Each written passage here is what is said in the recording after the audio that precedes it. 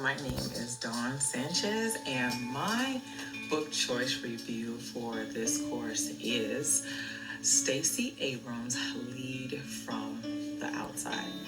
I love Stacy Abrams. I think her book, I didn't know she wrote a book until I really started looking into all of her information and background. I've been following her for a number of years. She is a former Georgia state representative, and she's wrote several books. I knew that, but I did not know she wrote a book on leadership until this assignment came up, and I really wanted to read a book that I was interested in, and it kind of represented me, of course, and how do you lead, right? As in the master's program in organizational leadership, this is very important to me, how I represent and the representation of what a good leadership or a good leader should look like. And she wrote this book, Lead from the Outside, which I thought was very, very powerful.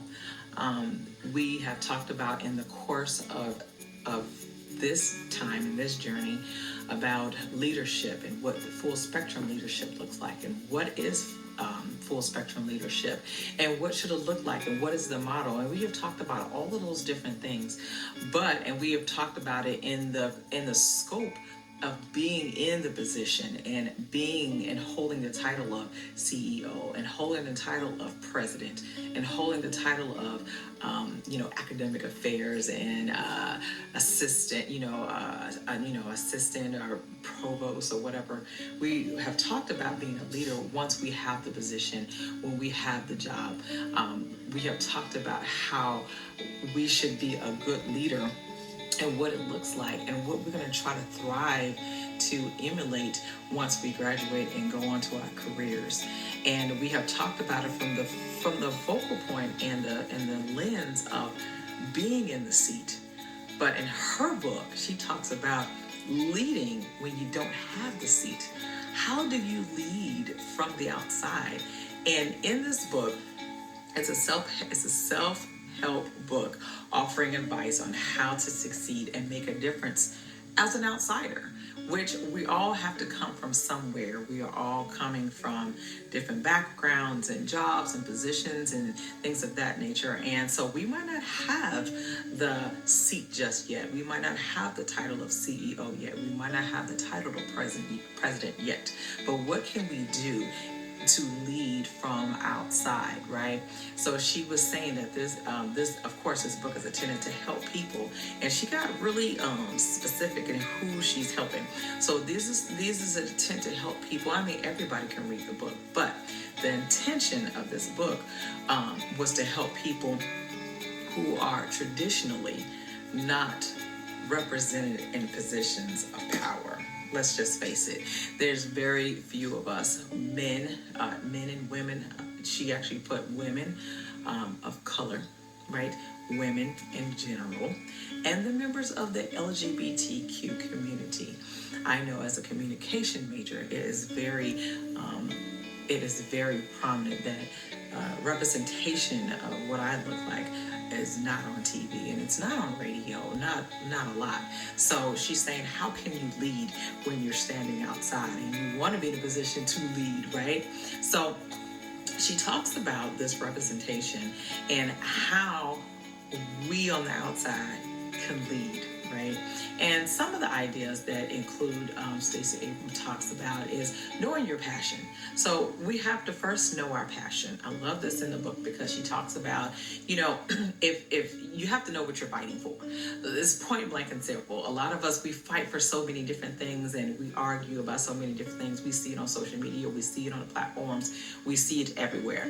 But it's really good to hone in and know essentially what you are fighting for, because you have a greater success, right? Regardless of the scale or the target behind it, right? You have a greater success when you know exactly what your passion is. And she talks about knowing your passion. So knowing your passion, not forgetting your passion.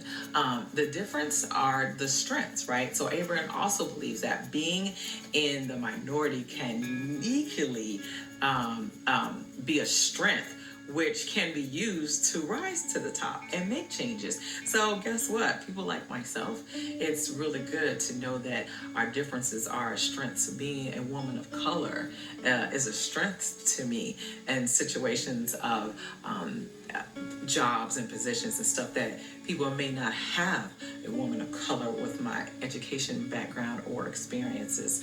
And so therefore they might be looking for that. And so my differences might pull me up in order to be and sit at the table with those people to make the changes.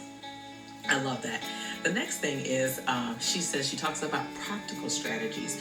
So Abrams shared personal stories and practical strategies to help readers hone their skills and realize their aspirations. So I love sharing personal stories. We even talk about that as being a leader, how we share our personal stories and journeys to team members, faculty members, people who work for us. Why? Because it creates a rapport and it gives you something to connect with. It's all about the connection, right? So we have all of these things that we think is just kind of minute and we think we're the only ones that are going through it. But she shows us that we can have those things and be connected to one another. And guess what? Those personal stories might affect someone else and connect us with each other. And she talks about fear. Actually, that was kind of a long statement. She talked about overcoming fear. She says, discussing and knowing, your fears and stuff and overcoming your fears, because it paralyzes us. And when it paralyzes us, it forces us to forget, going back to the top, knowing and forgetting our passion. Because when we forget and we having fear and things of that nature, we forget what we're fighting for. We forget what our initial presence is supposed to be. We forget the passion that comes with it. We forget what we are fighting for and the changes that we want to see. So getting over that fear and knowing that you need to defeat it so you can name it, you can own it, and you can use it to make those changes. So overcoming the fear is very prevalent. So she has some other things. She goes, collaboration with others is very important. She shared in her book, and she said those things can mean so much. It could mean going one way or another. Collaborating with others, getting people, not so much I'm going to talk to you to change your mind. What I'm trying to do is I'm going to talk to you so that you may see it in a different way. I like the way she said that. She said, I'm not talking to you to change your mind, because if your mind is made up, your mind is made up. But I am talking to you and I'm sharing with you some ideas that may make you think about things in another different way, in another different compassion. I love that. I love that whole situation that she put out there about collaboration. This book also offers, talks about the different diversities and how to navigate successfully in a non-traditional space, leading from outside. How powerful is that? We have been talking this whole time through this whole course about leading, right? Or being a leader, as we have already got the position. We're already the CEO. We're already the president. We're already the whoever and the whatever. But what if you haven't gotten that seat yet? What if they have not told you to come and sit down with them to collaborate? How can you do that in order to be a part of it? Well, she is showing you through this book how you can lead from the outside. She goes personal stories and highlights, shedding lights on challenges faced, the underrepresentation, and just like she said, not talking to you and telling you what you need to do or you should think like this, but giving you the information so that you may think of something differently and say, you know what, that's not right, or you know what, we need to rethink that. Abrams breaks down the tools of leadership and gaining power, especially by especially by people who have dealt with historical disadvantages in groups, right? So you're talking about Native Americans, you're talking about African Americans, you're talking about people of color. And so when I took a look at this book, I really, really enjoyed it because I love the fact that she focused on people that have not been heard, unfortunately. People who are struggling with having their voice heard, looking at how you can make a difference from the outside. One example I can definitely kind kind of connect her book with in terms of leading from outside is when we think of Dr. Martin Luther King. He was leading from outside. He is a great example of what leading from outside really looks like. When we think about that, he was not asked to come to some of the homes and some of the meetings and things of that nature. He was not allowed to eat at a counter. And so what they did was they put together, and Abrams wrote this very beautifully, because when I think about leading from outside, I had to really think, is there an example of that? Of course it is. Dr. King led from outside, and because of him leading from outside, look how many people he brought with him, to the point where when he was leading outside, he was brought inside, and he was able to make changes and able to make people see and look at things differently. He sat at counters leading from the outside. He did peaceful protests leading from outside. He did marches and he did speeches while he was leading from outside. So we have great examples of what leading from the outside looks like.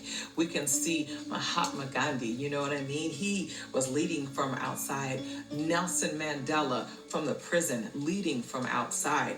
We have seen all these beautiful people that have led from outside, and guess what? They have made remarkable changes in the world. So I would love to see this in the next, some other kind of curriculum where we are talking about, if you're not in a position and you haven't been at a seat or been introduced or even asked to come into a seat as a leader, how you can lead from outside. And Stacy Abrams' book, Lead from Outside, I think is a wonderful book that someone may read in order to know how they can lead from the outside. So thank you. My name is Dawn Sanchez, and that is my book choice review on leadership, and another lens on what we can learn when we are full spectrum leadership. Thank you.